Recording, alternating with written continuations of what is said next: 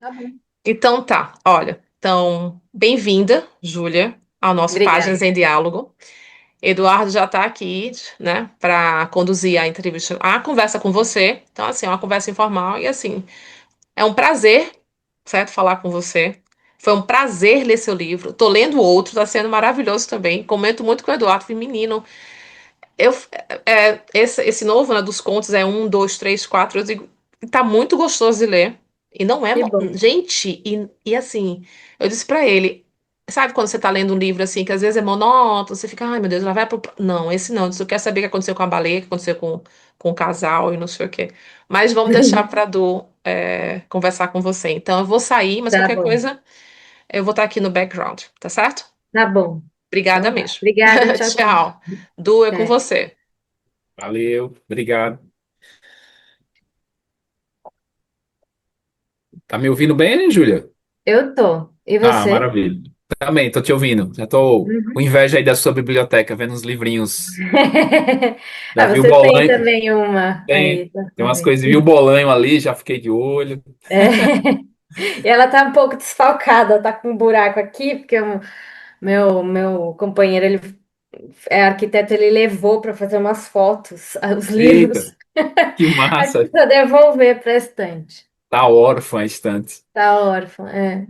Júlia, vamos começar um pouco sobre. Eu queria saber um pouco da tua história. É roteirista, é tradutora, é escritora. E como é que a literatura chega na tua vida? Se você teve Olha. pais que tinham muito livros, ou você descobriu uma biblioteca? Como é que foi essa chegada? Eu acho que assim, eu sempre gostei muito de ler e gostava muito de escutar histórias também, quando me contavam histórias quando eu era pequena, e na minha casa tinha bastante livro, né? Principalmente a minha mãe, ela incentivava bastante a ler, ela lia muito. Então, eu morava com a minha mãe, que meus pais se separaram quando eu era pequena. E então, sim, livro era uma coisa que sempre eu queria, ela me dava, assim, ela comprava tudo que eu queria de livro, de outras coisas não, né? Brinquedo não dava tudo que eu queria, mas livro sempre que eu pedia ela dava. Então, sim, teve sempre esse incentivo dentro de casa e eu gostava bastante de ler e tal. E assim, no colégio, tal, mas pro ensino médio eu gostava muito de escrever também, Uhum. escrevia bastante.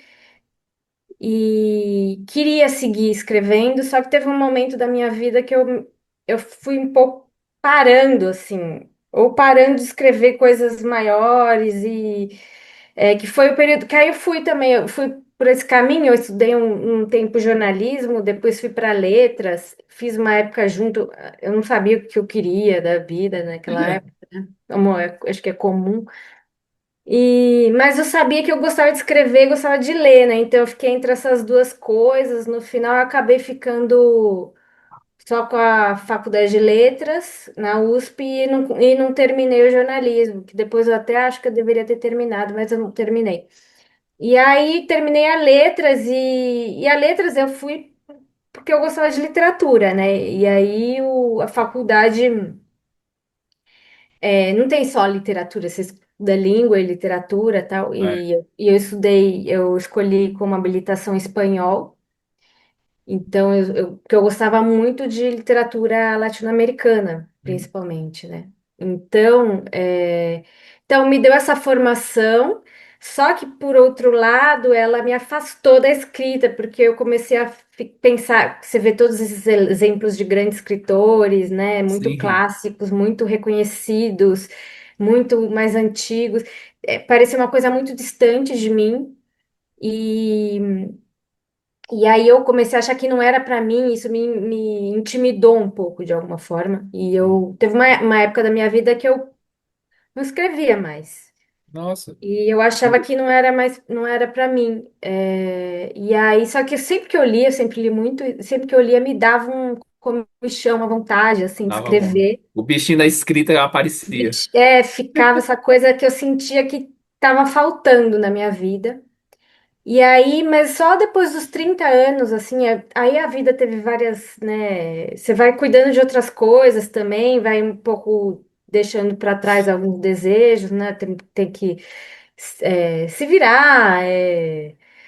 pagar as contas. E eu fui, aí acabei indo morar na Itália uma época e depois fui trabalhar. Eu trabalhei bastante tempo com uma editora de livros, só que de livros de para educação, né, livro didático. Aham. E aí teve um momento da minha vida que aí já era com uns 30 anos, que foi um momento assim de ruptura com tudo, porque eu me separei e fui demitida de um trabalho que eu já não gostava. Então, nesse momento, foi o momento que eu falei assim, bom, agora eu vou investir em mim, assim. E aí Precisou eu se comecei, reinventar, né? fui me reinventar e era uma coisa que eu sentia que estava dentro de mim, que eu não estava desenvolvendo, e aí eu fui fazer oficina literária. E aí que nasceu tudo, assim, aí retomou e realmente eu vi que era aquilo que eu queria. E é uma carreira difícil, né? Porque a gente não paga as contas só com os direitos Sim. autorais dos livros, então a gente tem que ter outras funções. Então eu já fiz de tudo, continuo fazendo de tudo quanto é trabalho como autônoma e freelancer para meios editoriais, de tradução, faço roteiro de vídeo e podcast. Então, já fiz de tudo e continuo fazendo para compor a renda ali, né? Então, é meio Sim. que essa vida que você fica equilibrando entre o tempo que você tem para escrever e o tempo que você tem que fazer esses outros trabalhos também que pagam as contas, né? Então, foi mais ou menos Imagina. esse o processo. E chegou, aí você vai para o livro, primeiro chega no livro de contos, né? Isso. E E você lançou, aí, lançou pela Nós, se eu não me engano. isso. Editora Nós. E E como é aí que eu foi? tinha, foi assim, eu tava nessa, eu faço parte de um grupo desde aquela época com a Noemi Jaffe, Hum, que é escritora também, e ela dava oficinas, e aí eu comecei a fazer oficina com ela, e o grupo foi ficando fixo. E a gente é um grupo hoje em dia fechado que tem as mesmas pessoas há muito tempo, de repente legal. muda uma ou outra, e a gente estuda alguns temas. Cada 2, 3 meses a gente estuda um tema e produz algum texto, né, em relação a esse tema. E aí Hum, começou daí, né? Aí eu comecei a produzir contos. Aí, em algum momento, também eu tive um incentivo dela, que foi super importante, que ela falou, olha, Julia, acho que você tá pronta para publicar, tem que começar a pensar nisso, reunir e tal. Aí eu comecei a reunir alguns contos, comecei a pensar, fiz uma primeira reunião dos contos e achei que estava estranho ainda, né? Não tinha uma linha, assim, não funcionava tanto como um conjunto, e aí depois eu fui lapidando assim e fui vendo pensando que ele tinha esses contos tinham em comum, qual que era o elemento que uhum. unia eles, né? E aí também fui, claro, já tinha escolhido os que eu gostava mais, mas nesse processo também cortei alguns e fiz novos, pensando nessa unidade do livro, né? Então eu peguei essa frase de você não vai dizer nada. E ela meio que aparece dessa forma em pergunta ou afirmação ou com alguma variação, mas algo parecido com isso. Ela acaba aparecendo em todos os contos, porque eu senti que tinha uma coisa assim de um incômodo com esse silêncio, com uma indignação Ela, um pouco com a própria vida das personagens, tal. E entendi. aí ela meio que entra dessa forma. Ela é o fio condutor do E o livro, né? A condutor, frase, o título. Que maravilha. Ah, muito bonito. E como foi migrar para o romance? Que o romance é, já é, e um romance denso, né? Eu li com a Nélida, assim, um romance sim. denso, um romance cheio de metáfora. Como é que Uhum. foi esse salto para o romance, assim? Como é que você Ah, pensou? foi. Assim, 2025 a gente já tinha passado pelo aquele momento, aquele governo fascista, aquele discurso de ódio, já havia tido um esfriamento, mas você passou por tudo isso. Isso teve um peso no pensar o romance? Ou foi É, só, teve. ou você só quando participou dessa busca pelas ossadas do Perus, você pensou no romance? Ou a situação política do Brasil também pesou? Pesou com certeza, né? Então foi isso. Eu passei para o romance, foi muito difícil para mim, porque eu estava habituada com conto e ele estava. o meu estilo de vida estava dando mais certo, dava certo com o conto, porque é um pouco mais caótica a escrita, não sou uma pessoa que escreve regradinho todo dia, tal hora, né? Então, eu pegava um conto e resolvia ele em pouco tempo, depois eu terminava e dava um tempo, voltava para algum outro trabalho, e aí depois eu ia pegar outra história, começar tudo de novo. Então eu senti falta e aí, o romance não é uma história única que você tem que sustentar por um tempo longo e não pode perder o fio, né? Então toda vez que eu parei e retomei o livro várias vezes, demorei muitos anos para escrever, eu demorei uns 4 anos, 4, 5 anos, 4 anos e meio, por aí. E foi muito difícil por causa disso, porque eu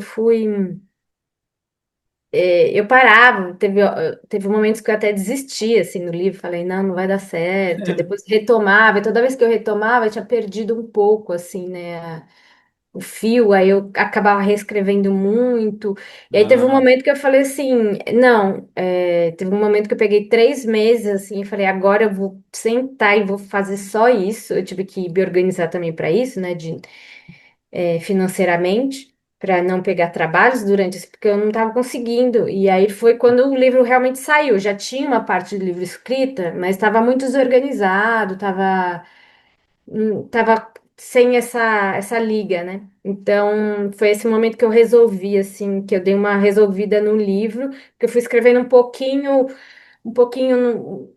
ao longo desses anos todos, tinha já um material, tinha bastante material, mas não estava ainda um livro, assim. Então, foi nesses 3, 4 meses que eu comecei a reescrever muitas partes para unir tudo e terminar o livro. E sim, aí em relação ao momento político, acho que foi estopim, né, do eu começar, porque eu comecei a escrever mais ou menos contemporâneo à história, assim, foi fim dos 2018, assim, uhum, pós-eleição do Bolsonaro, início de 2019.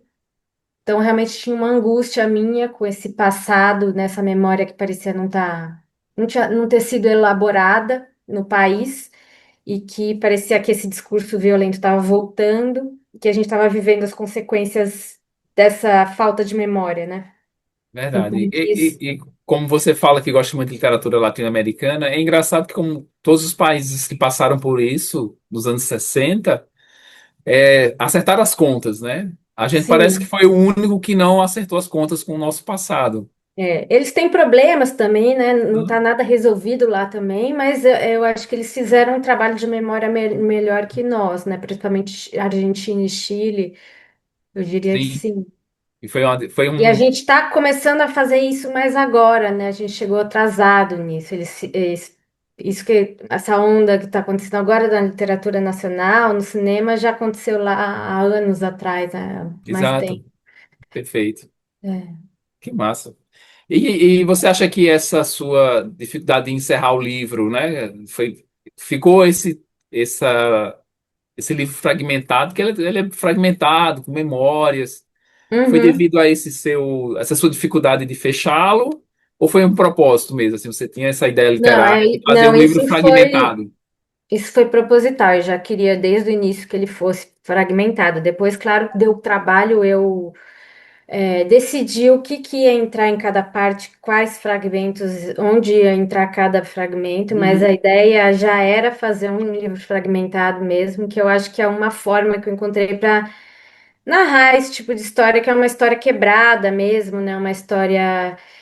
É uma forma de falar sobre o indizível, né? Que é um horror tão grande que você não consegue falar direito. Também tem essa narradora que ela está contando uma história que ela não conhece Sim. totalmente, né? Então ela também vai descobrindo, ela também vai montando pedacinhos para tentar fazer aquilo fazer sentido para ela, criar um sentido para ela, entender o que aconteceu, que ela sente que aconteceu alguma coisa, mas ela não tem certeza. Ela está contando a história de uma tia que ela não conheceu, que ela não sabe, não Uhum. conhecia nem o rosto direito dela.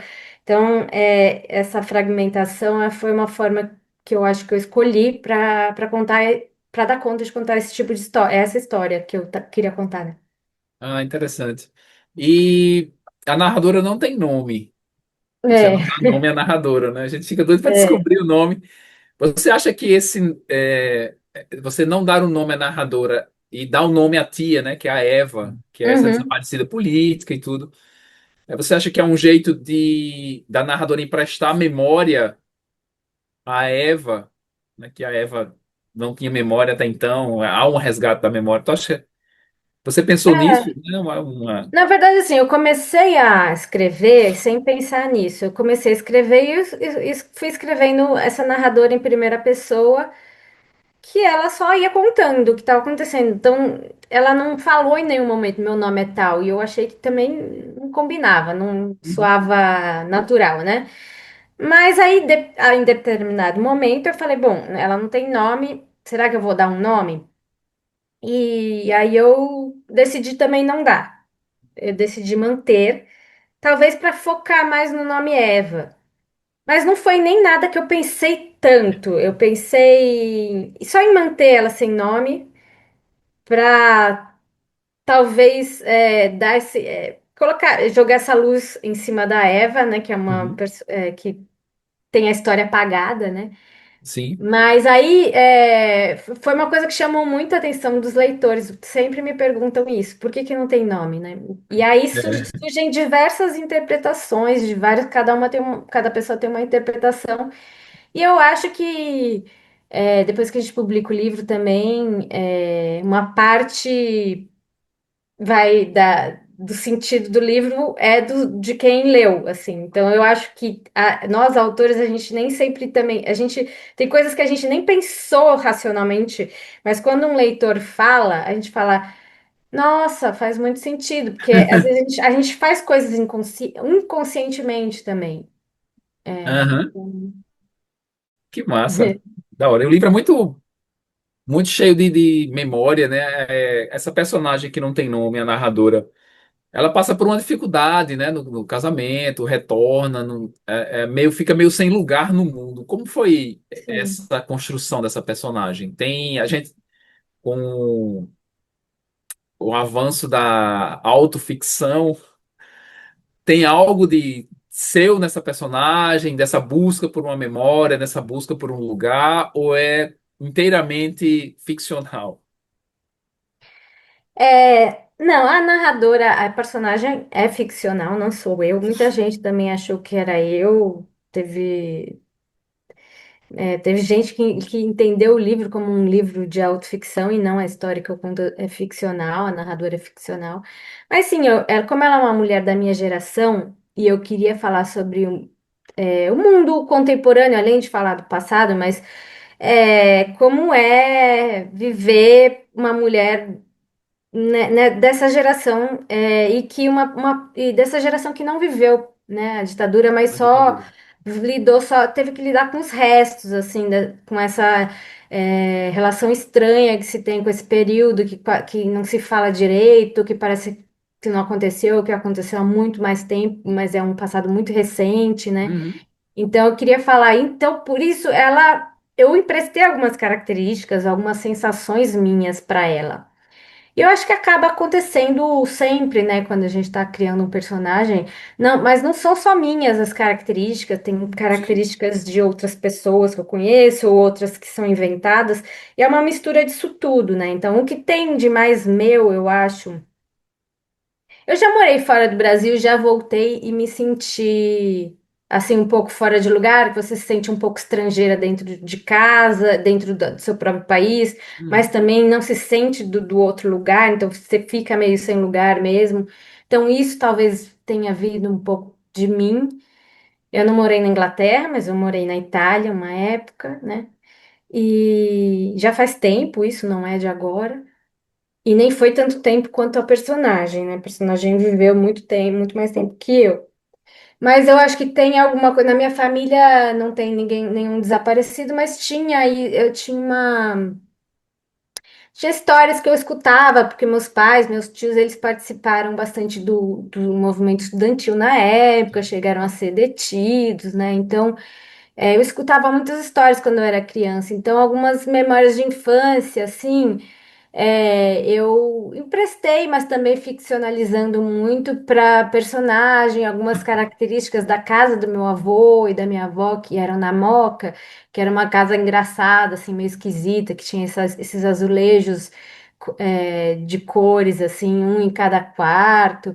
Tinha muitos objetos assim esquisitos que a minha avó ia comprando coisas assim então isso serviu um pouco de inspiração para eu criar essa casa, só que é claro que a casa ela tá muito mais decadente do que ela era no livro. Eu inventei, não tinha buraco na garagem, né? Lá eu quis criar uma casa muito decadente, mas usei algumas características que eu tenho uma memória muito forte dessa casa que foi dos meus avós na Moca. Essa casa seria o modelo. É, E como é que você falou desse trauma transgeracional, né, que a gente vive, o passado que a gente não conheceu. Como é que a literatura pode ajudar a construir essa memória? Qual é a sua visão sobre isso? Como é que a literatura ajuda tanta gente nova como você escrevendo sobre um passado que não viveu? Como é que se transforma? Como a literatura pode transformar isso em memória e ajudar a construir essa memória? No seu ponto eu de acho que vista, a claro. literatura é uma forma de arte assim que te deixa é uma das formas de arte ou a mais íntima que tem. Então você entra em contato com essas personagens ou com o narrador ou com alguma personagem de uma forma muito próxima, muito íntima. Você passa é, a pensar, é como se você entrasse dentro do pensamento da pessoa, sentisse o que ela está sentindo. Então, ela tem esse poder, né, a literatura de.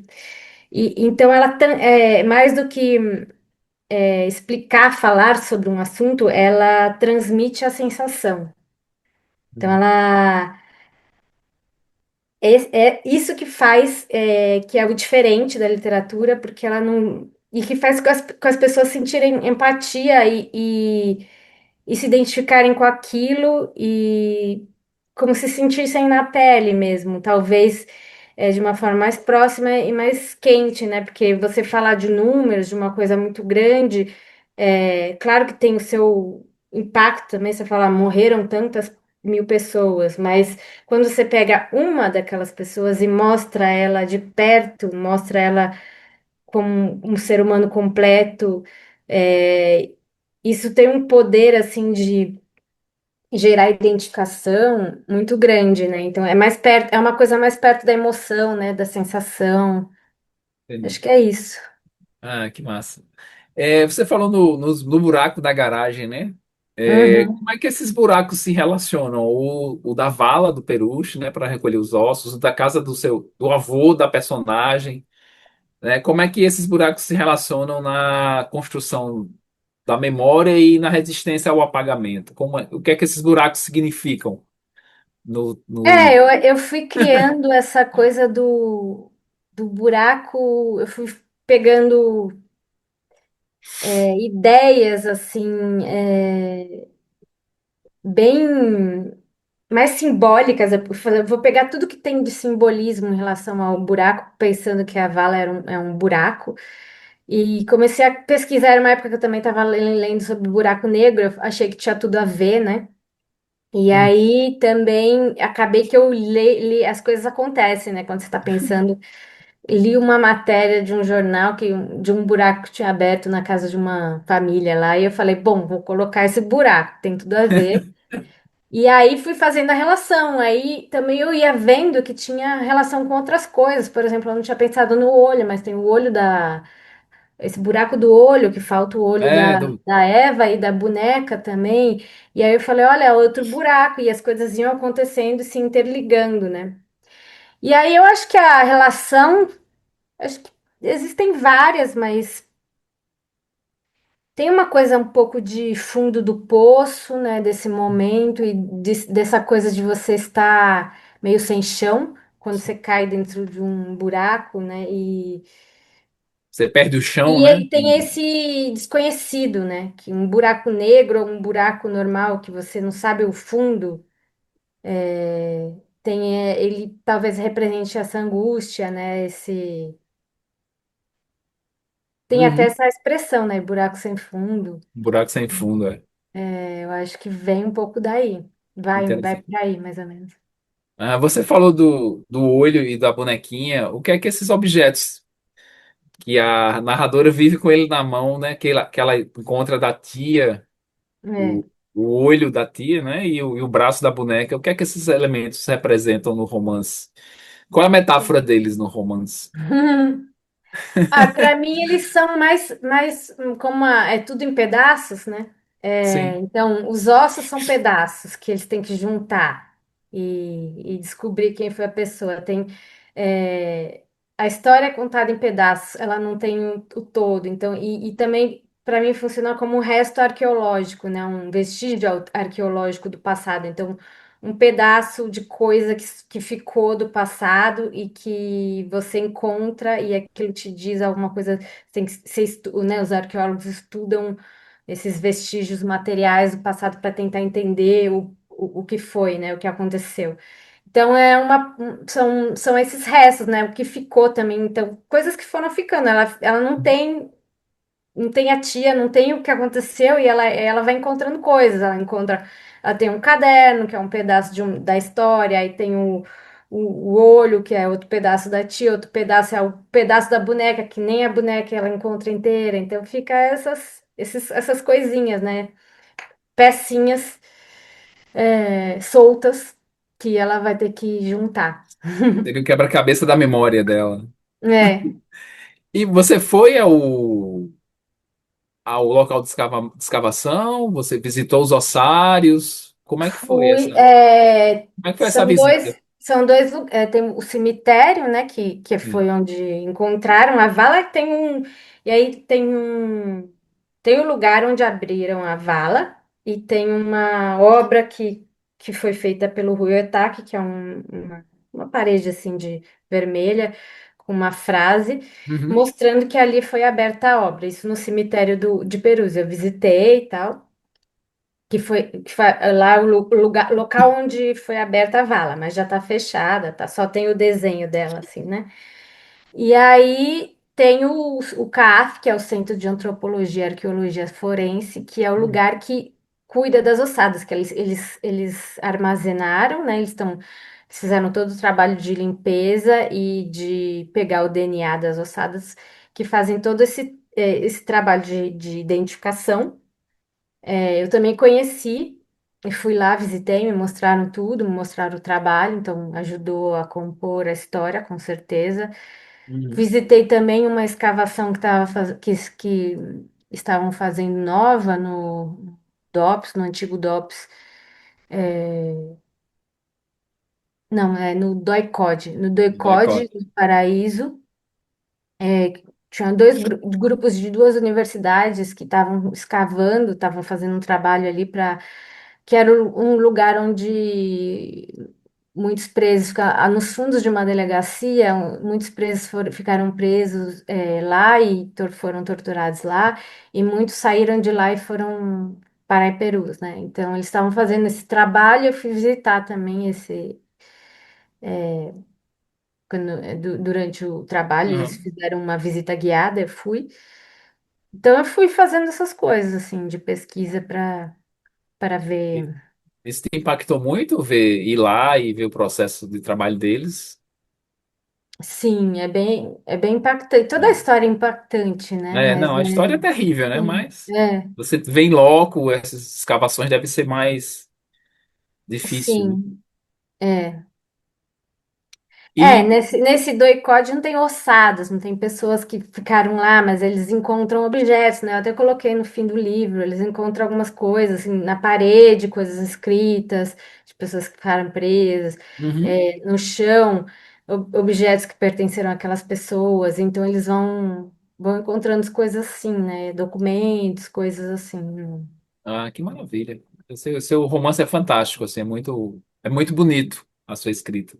Obrigada. E vendo sua biblioteca, eu queria saber que autores te influenciaram aí tanto na parte dos contos e no romance. Quem é que te influenciou dos autores? Como você disse que gosta dos latino-americanos, né? Qual autores Muitos latino-americanos? latino-americanos, né? Acho que Cortázar foi um cara que me formou Incontornável, bastante. Cortázar. Hã? Incontornável. É, os contos dele, né, principalmente. Aí tem os contos da Clarice Lispector também, da Lígia Fagundes Telles. É, também eu gosto muito do Adolfo Bioy Casares, que é um Ah, é argentino muito bom. que escrevia com Borges também. O Borges também, Juan Rulfo, muitos Ah, autores, né, a Silvino Ocampo, daquela época ali, me influenciaram. Sempre gostei muito do Italo Calvino também, que aí é mais que é italiano e é. dos italianos tem a Natalia Ginsburg, também gosto Ah, muito. o Carlos Ginzburg morreu recentemente, né? O Morreu filho dela. recentemente. É, então, assim, eu acho que esses me formaram bastante, né? Eu adoro o Juan Rulfo. O Pedro Páramo, para Também mim, é um gosto muito. livro É fantástico. lindo, né? Adoro, É. fantástico. É, e aí isso tem, depois teve. Na época que eu estava escrevendo o livro de contos, acho que o Raymond Carver me influenciou bastante, junto com a Lúcia Berlin, que tem esse livro Manual da Faxineira, que eu gosto muito, na época eu estava lendo bastante também. E com certeza outras coisas que eu não vou lembrar tudo que eu li, mas isso com certeza. E isso, tô numa fase também que eu tô lendo muitas autoras mulheres da América Latina, que tem uma fase muito boa, eu acho que também de É. mulheres É um momento muito rico da latino-americanas. literatura Momento, feminina, né? então eu tenho lido bastante. Tem muitas autoras que eu gosto, Samantha Schweblin, a Selva Amada, Uhum. a Linda Maruani, Ah, eu fiz uma entrevista com a Linda Pilar Meruane. Quintana, Maria Fernanda Ampuero, Mônica Orreda, muitas dessas autoras eu leio bastante. A Valéria Luiselli, do México, gosto muito também. Ah, a Linda eu entrevistei, a Linda Meruane. Ah, que legal. Bem bacana. É Ah, um amor de pessoa, ela, assim, foi muito gentil. que bom. É, a gente faz uma brincadeira quando tá chegando perto do fim, que é três perguntinhas. O que é que Tá, você está lendo? Uma leitura que te marcou muito e um livro que você indica. tá. Ixi. Vai lá. Olha, eu tô lendo Os Imortais, da Pauline Torti, essa escritora brasileira de Brasília, né? Eita. Bem, bem interessante, assim, um livro diferente. Aí qual que era a outra pergunta um livro que É tem... um livro que te marcou muito. Nossa, vão ter Um livro, muitos, né, para eu porque escolher. é difícil, mas aquele que te atravessou, que você não esperava tanto. Ai, E o outro caramba. é um livro que você indica. Tá. É, deixa eu ver.